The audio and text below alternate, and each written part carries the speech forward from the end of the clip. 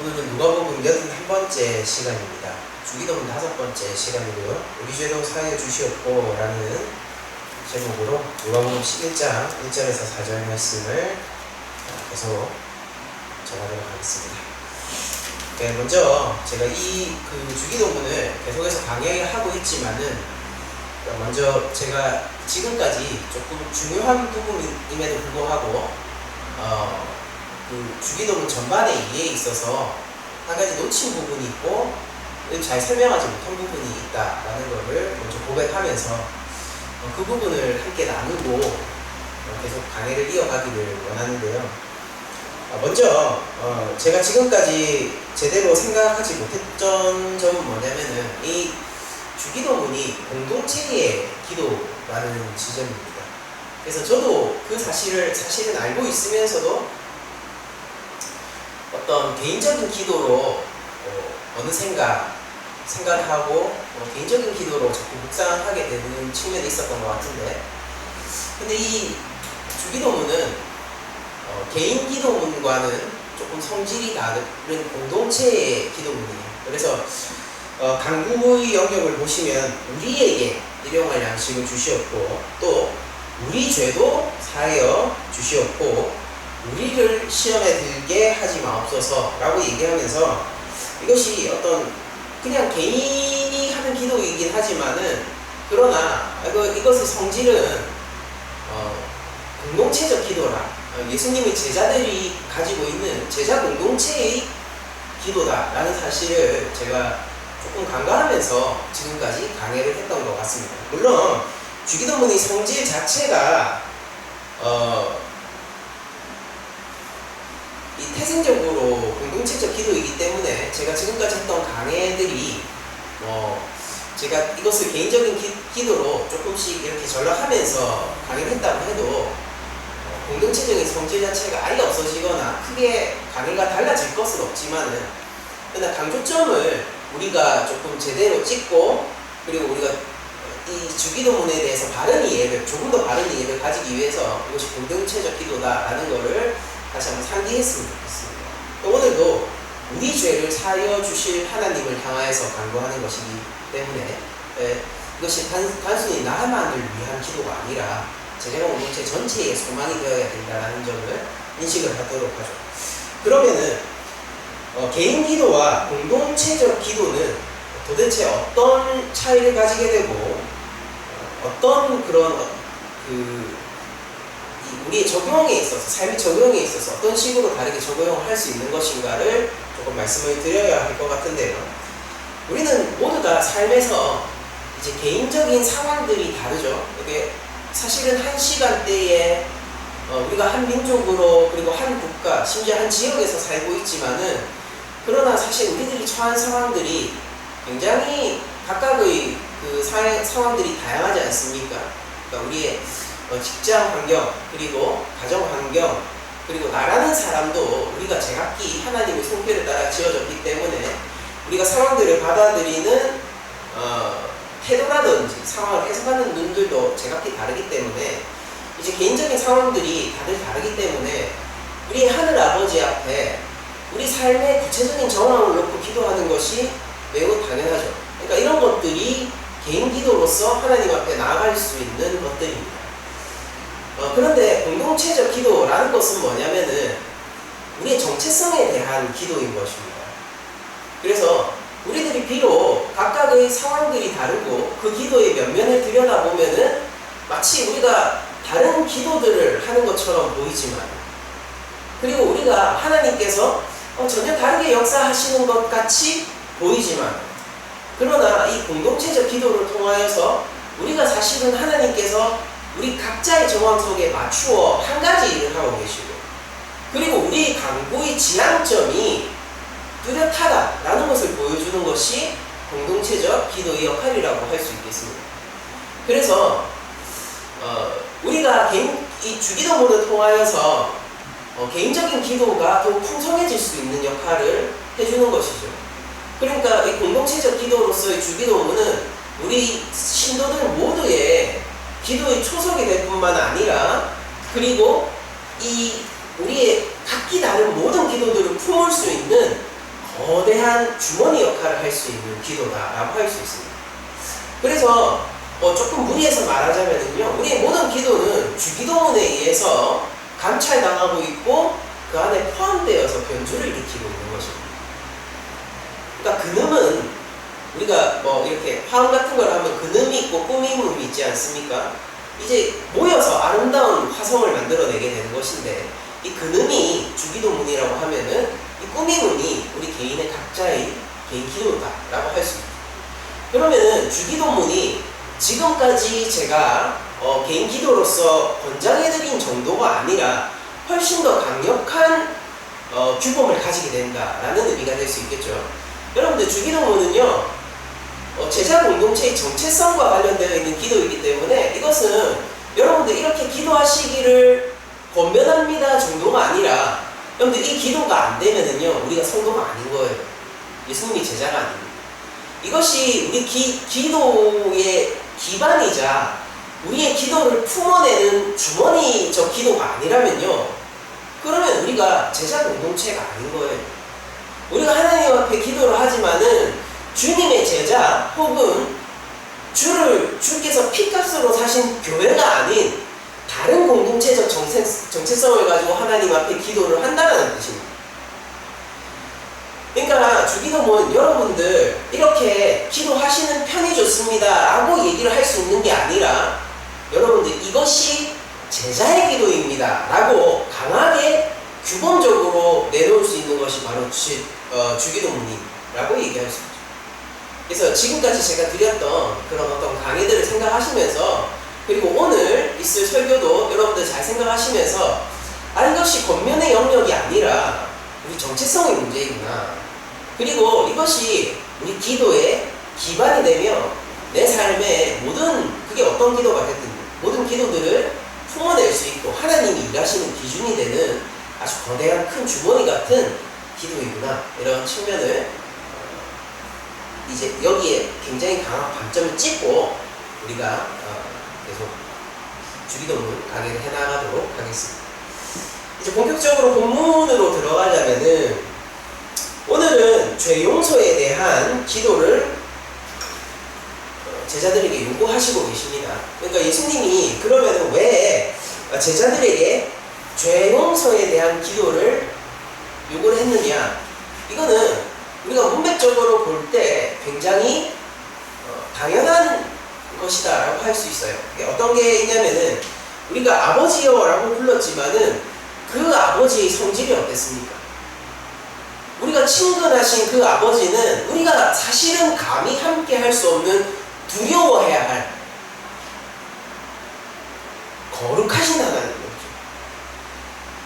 그러니까 그 거룩하신 하나님이 자기 계시를 함으로 인해서 하나님 나라가 오게 되는데, 그 하나님 나라에서는 내가 다른 양식으로 살 수 없고 하나님이 주시는 양식으로만 살 수 있기 때문에 매일의 양식을 구하는 것이 당연하고, 또한 그 하나님 나라에서는 거룩하신 하나님의 통치 아래에 있기 때문에 죄 있는 자가 설 수 없어요. 그 나라 백성이 될 수 없단 말이에요. 그렇기 때문에 우리가 죄가 있는 죄인이기 때문에 문제가 생기므로 이 죄의 용서에 대해서 간구를 할 수밖에 없는 것입니다. 그래서 예수님은 이런 각각의 기도이지만은 마치 유기체처럼 서로 하나된 기도로서 그 흐름 안에서 우리에게 죄 용서에 대한 간구를 요구하시고 계신 것입니다.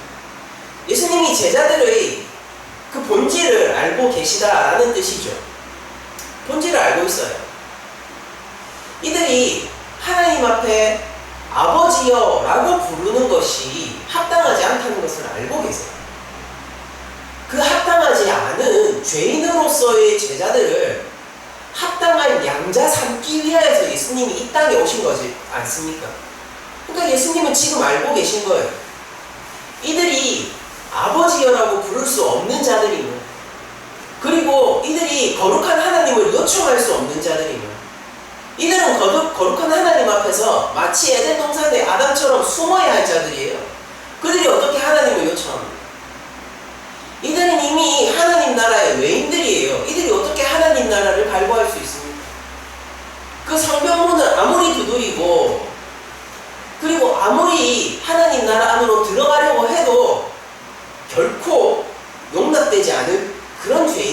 예수님이 알고 계시는 거예요. 그러니까 예수님은 이들의 가장 큰 문제로서의 죄의 용서가 이 모든 기도를 이루기 위하여서 심지어 이 기도를 입에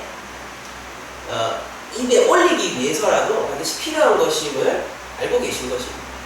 그리고 여러분들, 이 모든 기도는요, 특히나 이 죄 용서에 대한 간구는요, 예수님이 앞으로 예루살렘으로 들어가셔서 성전을 정화하시고 십자가에 달려 돌아가시고 성도에게 버림받음으로 죽었다, 사흘 만에 부활하신 자신의 미래적 사역을 걸고 제자들에게 알려주고 있는 길입니다.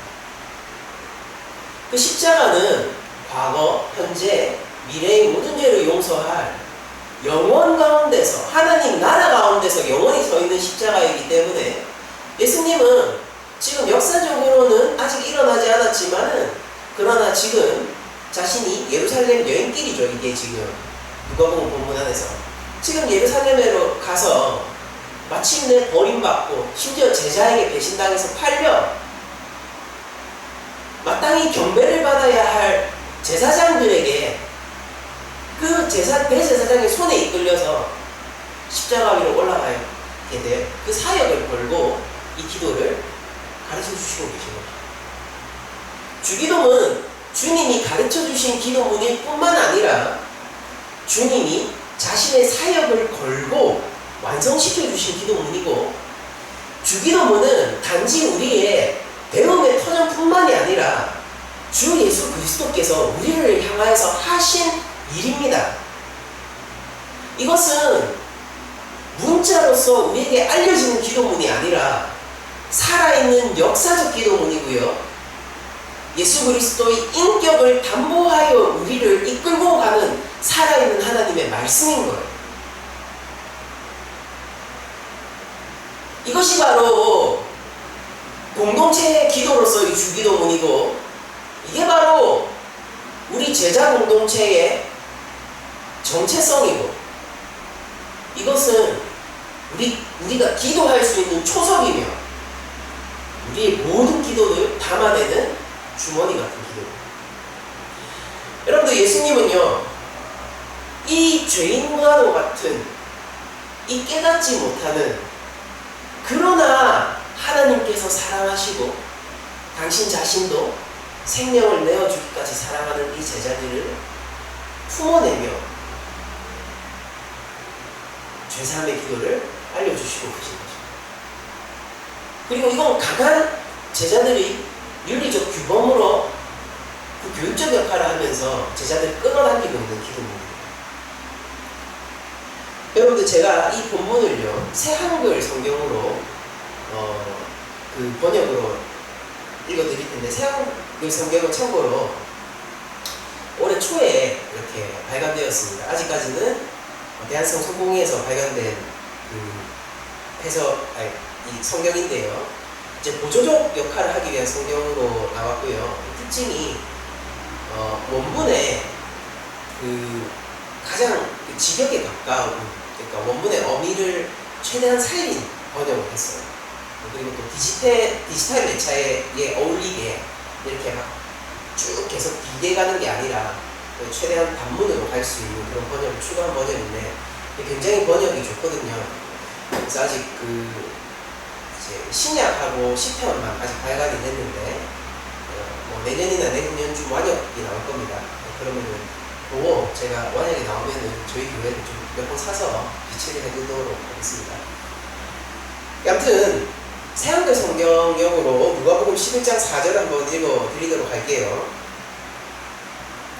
또 우리의 죄를 우리에게서 없애주십시오. 우리 스스로도 우리에게 빚진 사람 모두에게서 없애줍니다. 라고 번역이 되어 있습니다. 그리고 이게 원문 그 순서를 정확하게 반영하고 있는 거예요. 그러니까 우리가 개역개정역이나 대부분의 한글역은 이제 원문이 한글로 우리가 한국어로 이렇게 번역 과정에서 한국의 어순에 맞게 이렇게 번역이 자연스럽게 되었죠. 그래서 이런 식으로 번역이 되어 있죠. 우리가 우리에게 죄 지은 사람을 용서하오니 우리 죄도 사하여 주시옵고 라고 되어 있습니다. 그래서 이 번역이 당연히 한국어의 어순에 맞게 번역을 한 거니까 이 좋은 번역이지만은, 그러나 한 가지 번역상에서의 오류라기보다는 우리가 이걸 바라보는 어떤 문화적 해석 안에서 잘못된 해석을 내릴 수가 있어요. 그게 뭐냐면은 마치 하나님이 우리 죄를 사해 주시는 선결 요건으로 우리가 서로의 죄를 사하여 줘야 할 것만 같은 그런 선결 조건으로서 우리 서로의 수평적인 용서가 있는 것 같다라는 그런 뉘앙스를 가질 수도 있겠죠.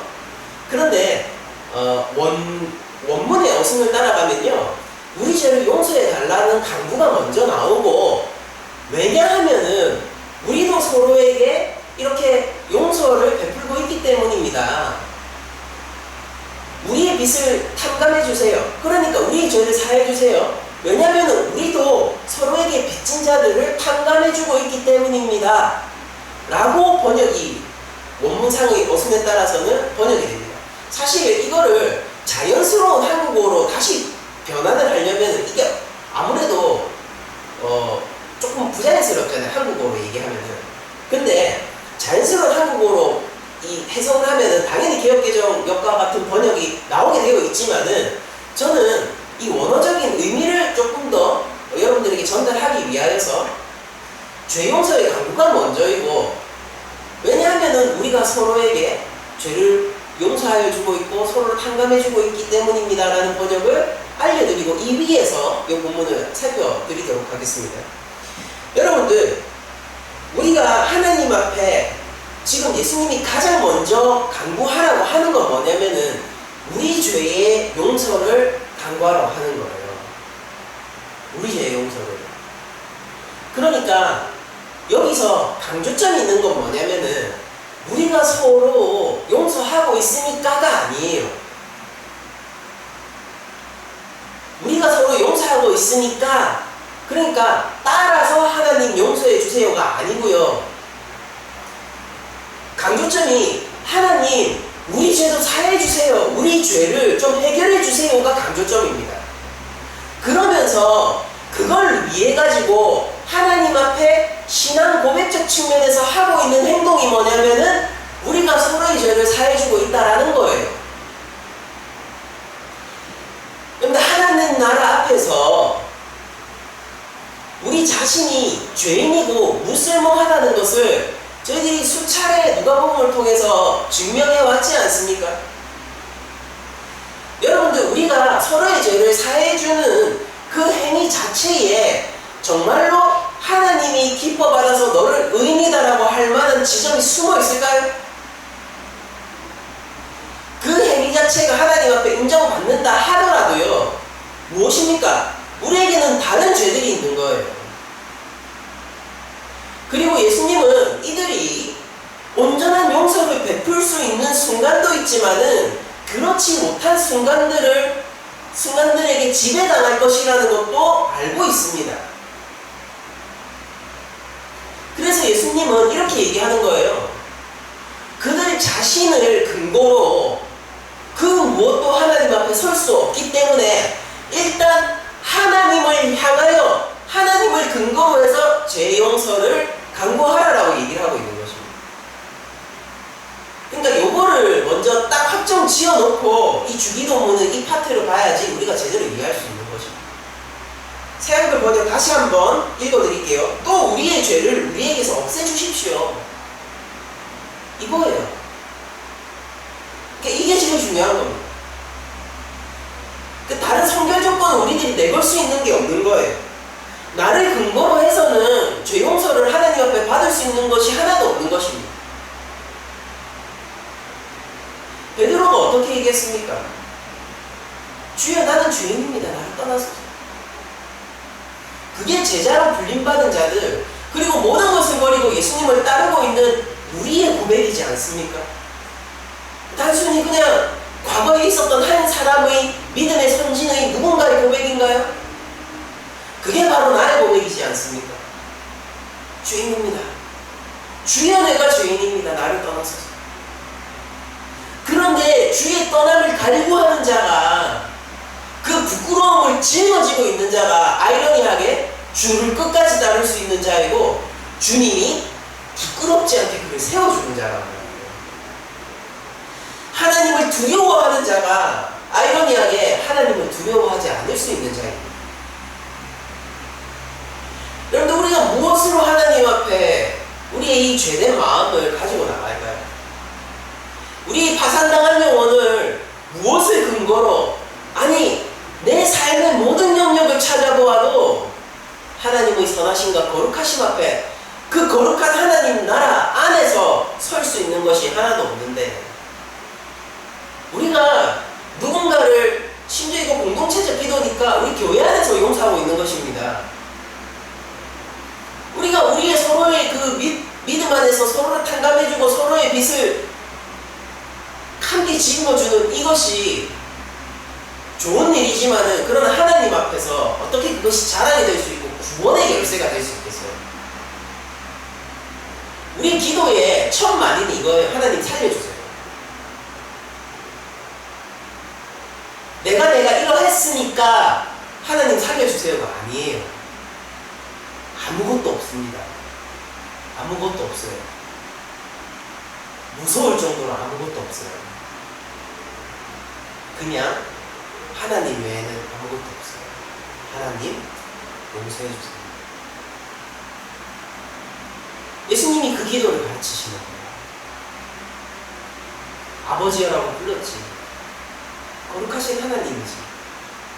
그 하나님의 나라가 서기를 원하지. 심지어 그 나라에서 공급도 받기를 원하지. 다 해줄게. 그런데 그렇기 때문에 너는 하나님께 죄 용서를 강구해야 해. 제일 큰 방점은 어디에 찍고? 하나님께. 아버지, 거룩하신 하나님, 하나님 나라의 왕권을 가지고 계신 주인, 하늘 양식의 공급자, 그 하나님께. 하나님 외에 아무것도 없어요.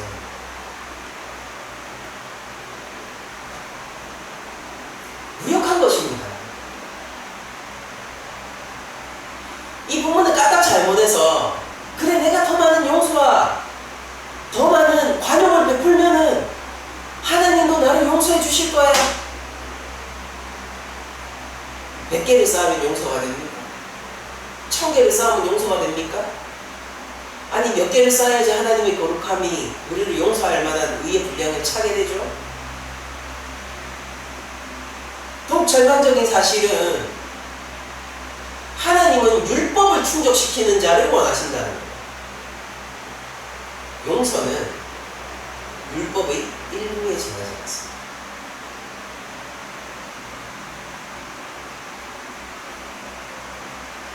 여러분들, 우리가 서로를 용서하는 것은요, 하나님의 의에 이룰 수 있는 방법을 알려주신 것이 아니에요. 신앙 고백하라는 하나님께. 하나님, 우리의 죄를 없애주십시오. 또 우리의 죄를 우리에게서 없애주십시오. 우리 스스로도 우리에게 빚진 사람 모두에게서 없애줍니다.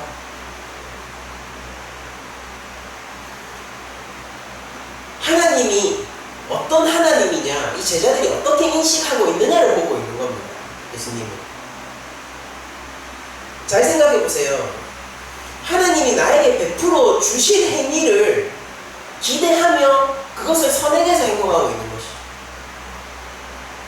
그럼 하나님을 뭐라고 생각하고 있는 거예요? 하나님은 나의 죄를 용서해 주시는 분으로 인식하고 있는 겁니다. 그러니까 그 하나님의 죄 용서를 기대하면서 그 하나님이 죄를 용서해 주시는 하나님이기 때문에 나도 다른 사람들에게 그 하나님의 용서를 베풀고 있는 거예요.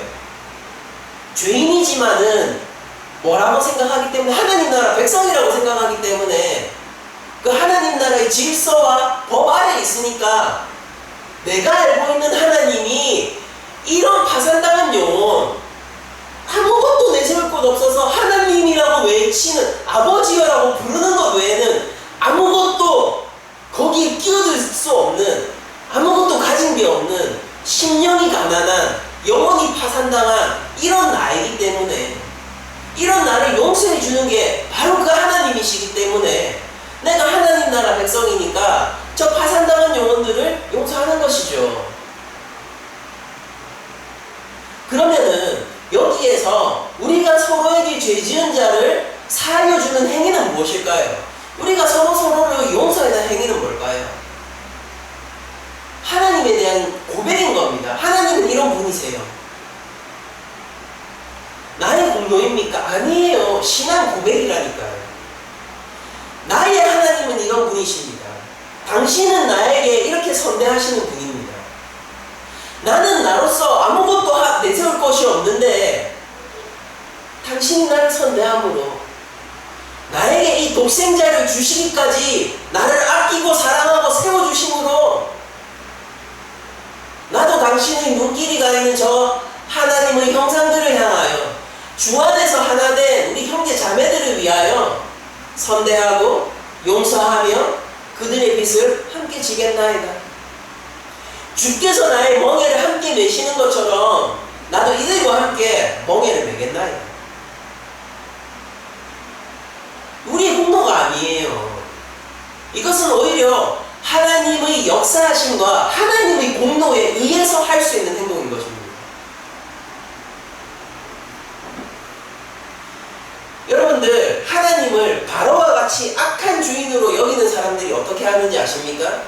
내가 여러 사람 용서하면 하나님도 나를 용서해 주실 거야 라고 생각할 거예요.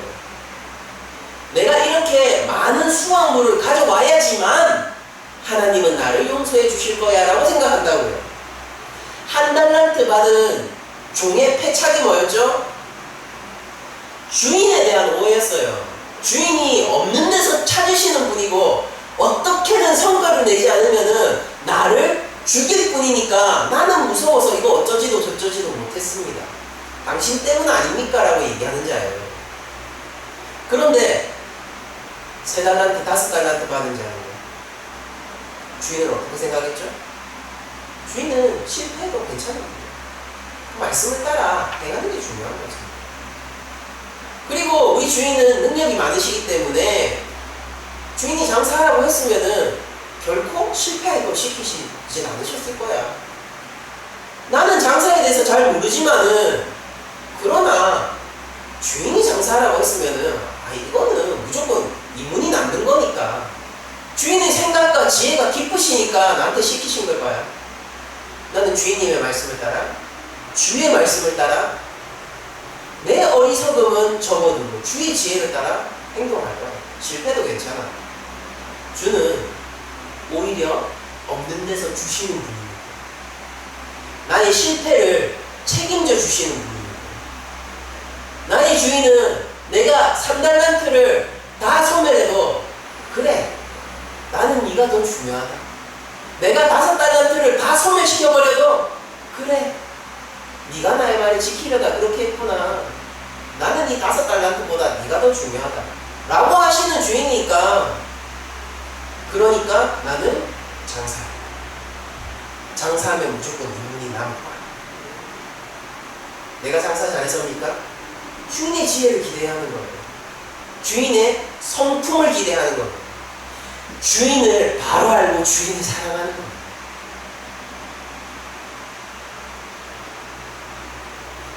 바로와 같이 하나님을 악한 주인으로 생각지 마십시오. 하나님은 이미 우리를 위하여 십자가의 독생자를 못 박으셨습니다. 예수님은 이미 예루살렘을 향하여서 큰 걸음을 떼고 계세요.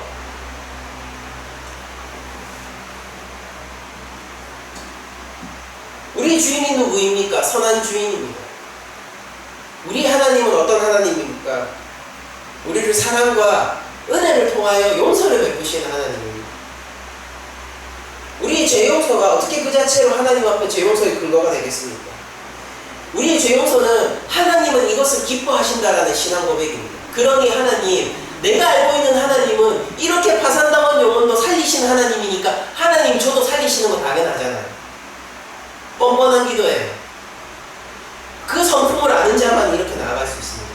하나님 다 날려먹었어요. 하나님 싹 다 날려먹었어요. 하나님 장사하라고 했는데 이거 가지고 허랑방탕하게 소비해버렸습니다. 하나님 근데 용서해 주실 거잖아요.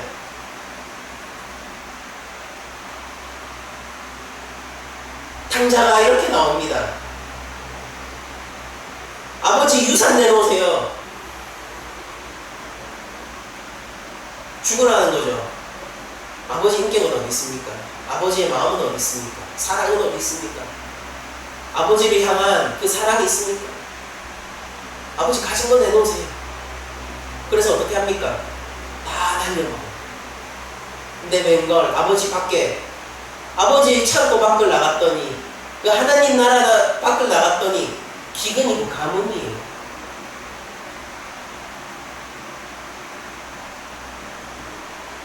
그때 그 탕자가 생각하는 겁니다. 아버지 집에 먹을 것이 많아. 나를 종이라도 받아주시지 않나. 근데 그 아버지는 어떤 분이세요? 새 옷을 입히고 네가 날려먹은 모든 재산보다, 내가 가진 것의 절반보다, 이 천하보다 너 한 영혼이 나에겐 더 귀하구나 말씀해 주시는 아버지 아닙니까? 그 아버지를 사랑하는 자, 그 거룩하시지만 우리의 아버지 되신 그분을 알고 있는 자, 그 따뜻하고 은혜로운 손길을 경험한 자들은 이렇게 나가는 거예요. 아버지 당신께서 기뻐하시는 일 제가 하고 있어요. 이거 아버지 좋아하시는 거 맞잖아요. 그쵸? 내가 아버지 다 아는데 우리 이심전심이잖아요. 아버지 내가 아버지 좋아하시는 거 하고 있는데 어떻게 하냐고요? 아버지 저한테 그거 하시잖아요. 기뻐하시잖아요. 그래놓고 내가 다 날려먹었는데도 창기들과 나의 욕망을 위한 이 모든 재산을 다 날려먹었는데도 나에게 새 옷을 입혀주시고 내 손가락에 반지를 끼워 가시면서 잔치를 여시는 분이잖아요. 제가 왜 모르겠어요? 저도 이제 아버지를 사랑하오니 아버지가 기뻐하시는 일 하고 있습니다. 그러니까 당연히 하나님 저한테 용서해 주실 거 아니에요? 이 뻔뻔함. 그 무엇도 하나님의 은혜와 용서 가운데 끼워줄 수 있는 게 없어요. 우리 가운데서는.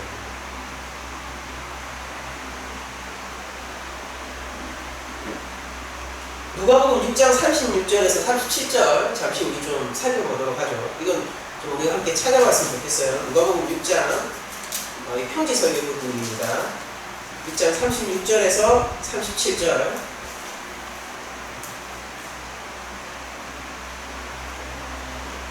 우리 함께 한 목소리로 조금 읽어보도록 하죠. 시작.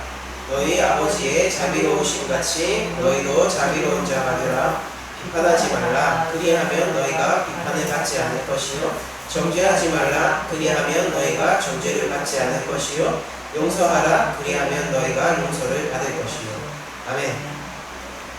예수님이 이미 이 주기도문 본문과 관련되어 있는 가르침을요, 이 규범을 이미 편지 설교 때 한번 말씀을 하신 적이 있습니다. 여러분들 근거가 무엇이죠? 아버지의 자비로우심 같이 너희도 자비하라는 거예요. 아버지가 나를 용서해 주신 같이 나도 다른 사람들을 용서해 주는 거예요. 여러분들 사람들을 보면은 우리가 어떻게 우리 서로의 용서를 자연스럽게 할 수 있고, 우리가 어떻게 우리들만 보면은 그렇게 뭐 사랑이 그렇게 뭐 풍성하게 넘쳐날 수 있겠습니까?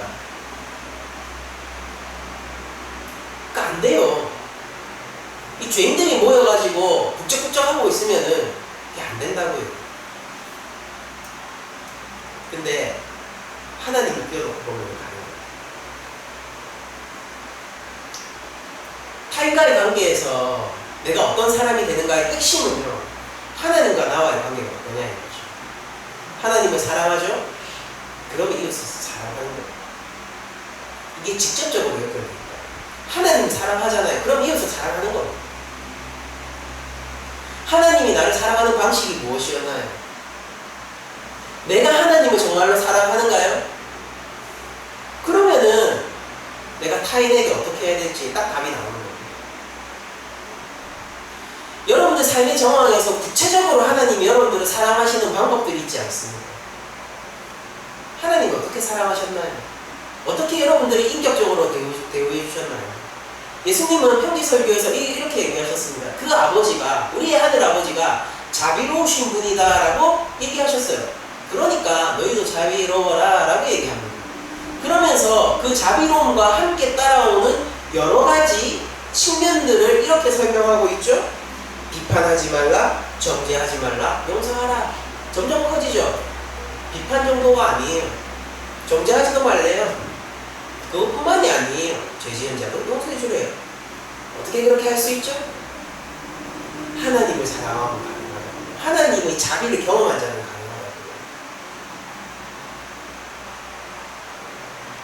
가진 것이 많은 자는요, 베풀기를 주저하지 않아요.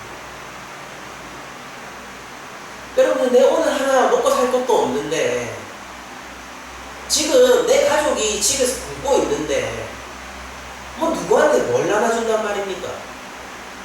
그러나 창고가 넉넉하고 가진 것이 많은 자는요, 베푸는 데 있어서 주저하지 않죠.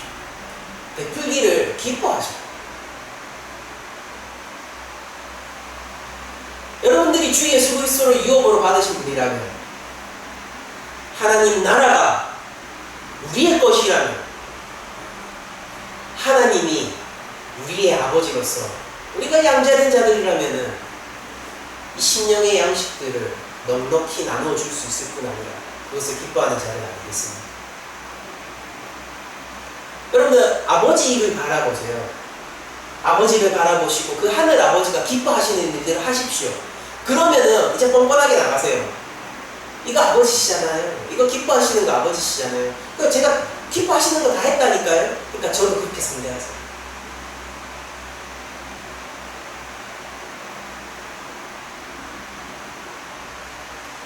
아버지가 기뻐하시는 거 제가 다 알고 있어요.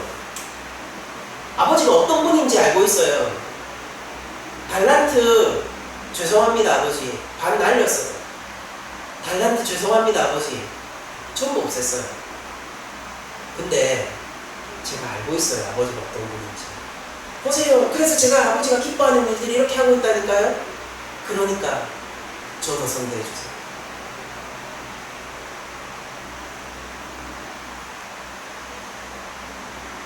여러분들, 우리가 우리에게 죄 지은 사람을 용서하오니 우리 죄도 사하여 주시옵고라는 기도는요, 철저하게 하나님께 의지하여 우리 죄 용서를 구하는 기도입니다. 그리고 여러분들, 우리가 모든 믿는 자들이 다 잘 알고 있는 바와 같이 바로 이것은 주 예수 그리스도의 십자가를 기대지 않고서는 할 수 없는 기도입니다. 우리가 매주 주일에 예배 가운데서 참회 기도의 시간을 하고 우리가 우리 한 주간의 죄를 하나님 앞에 구하면서 나아갈 때 우리가 무엇을 의지하며 나아갑니까? 우리의 어떠함인가요? 우리의 자격인가요? 주 예수 그리스도의 보혈이지 않습니까?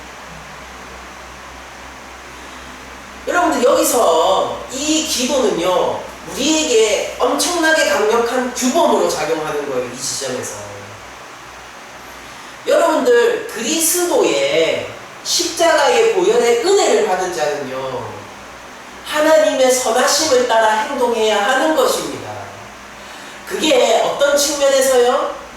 율법적이나 행위적 측면, 공로적 측면이 아니라 하나님과의 관계적 측면에서 우리의 규범은 관계 안에서의 규범이에요. 하나님을 사랑함으로 연인이 기뻐하는 일을 내가 하듯이 하나님을 사랑함으로 하나님이 기뻐하는 일을 하는 자로 다시 태어나는 것입니다. 그게 우리의 규범인 거예요. 여러분들, 우리가 하나님 앞에서 죄 용서함을 받은 자예요? 그렇다면은 우리 삶이 어떠해야 합니까? 여러분들, 예수 그리스도가 우리가 구주로 이끌고 영원한 성삼일체 가운데 제2성자 되신 세상의 창조주, 영존하시는 아버지, 주 예수 그리스도가 나를 위하여 십자가 위에 달려 돌아가셨습니까? 우리가 그분을 머리로 한 교회인가요? 우리가 그분을 머리로 한 형제 자매인가요? 그분이 우리의 첫째가 되시고 우리가 그의 뒤를 따른 둘째, 셋째, 넷째, 막내가 되었나요? 그러면 우리의 삶이 어때야 하는 이 관계 속에서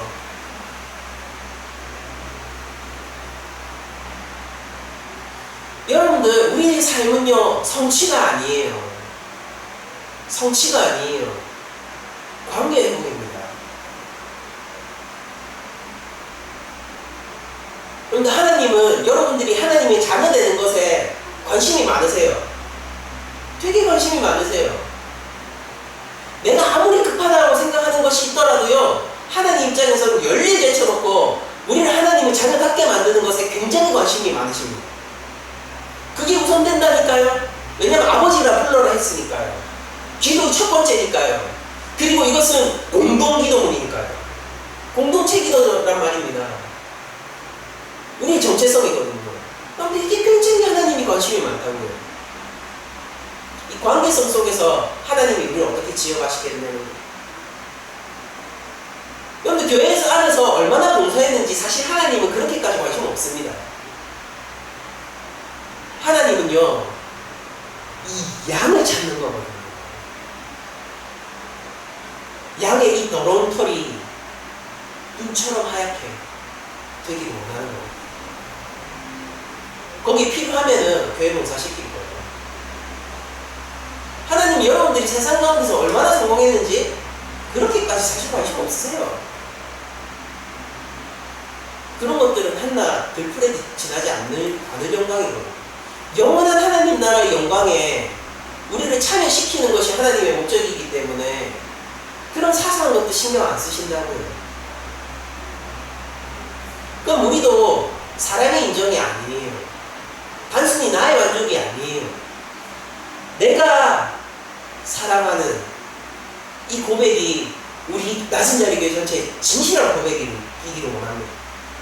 내가 사랑하는, 내가 경외하는 하나님의 영광을 만족시키기 위해서 내 삶이 있는 것이죠.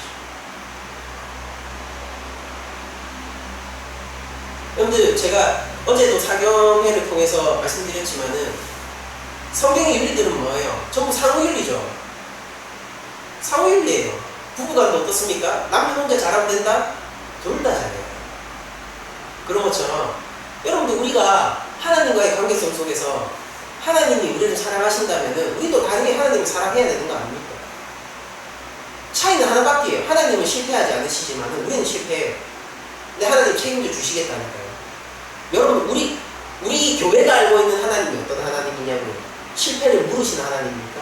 실패를 김책하고 우리에게 그 값을 매기가지고 우리를 뻥 차버려서 하나님 나라 외인으로 만드는 분이 그게 하나님이면, 실패해도 더 끌어안고 실패를 했기 때문에 더 큰 은혜를 부어주고 영원한 형벌을 받아야 하기 때문에 독생자를 주시는 분이 바로 하나님입니다.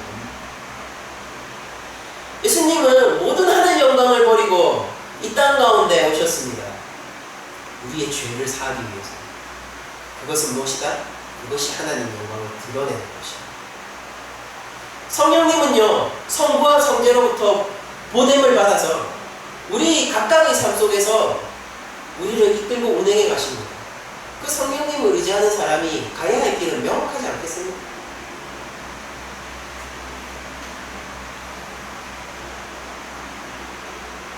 정리하고 말씀을 마치도록 하죠. 여러분들, 우리가 하나님 앞으로 이 죄 용서함을 해결하지 못하면은, 하나님 앞에서, 하나님 나라 안에서 이 죄 용서함을 해결하지 못하면 우리는 하나님 나라 안에 설 수 없는 자입니다. 하나님은 거룩하신 하나님, 죄를 용납할 수도 없고 죄와 함께 하실 수도 없는 분이십니다. 죄인의 신분으로 우린 그 하나님 앞에 아버지라 부를 수도 없고 하나님 나라에서 그 양식을 갈구할 수도 없어요. 받았다고 해도 그 양식이 나를 죽일 겁니다. 이런 우리들은 오로지 하나님의 은혜와 선하신 하나님의 자비하심에 대해서 하나님이 나를 선대하실 것이라는 그 믿음 가운데서 죄 용서함을 간구하는 자들입니다. 그냥 이거예요. 그냥 그거라고.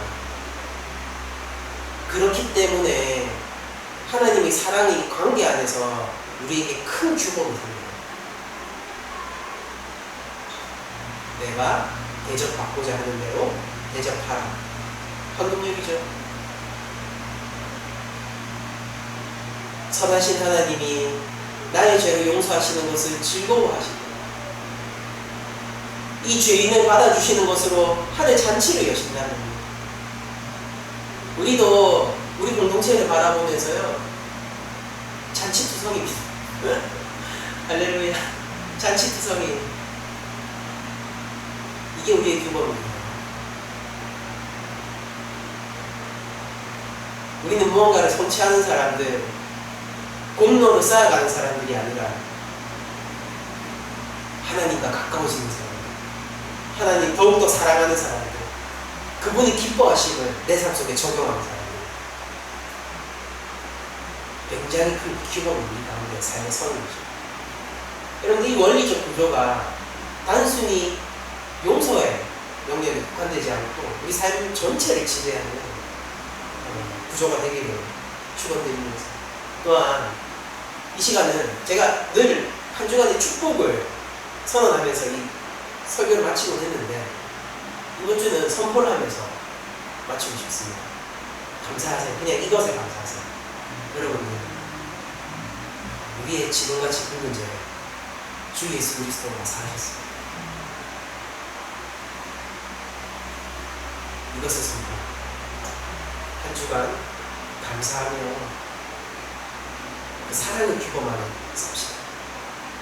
오늘 말씀을 마치겠습니다.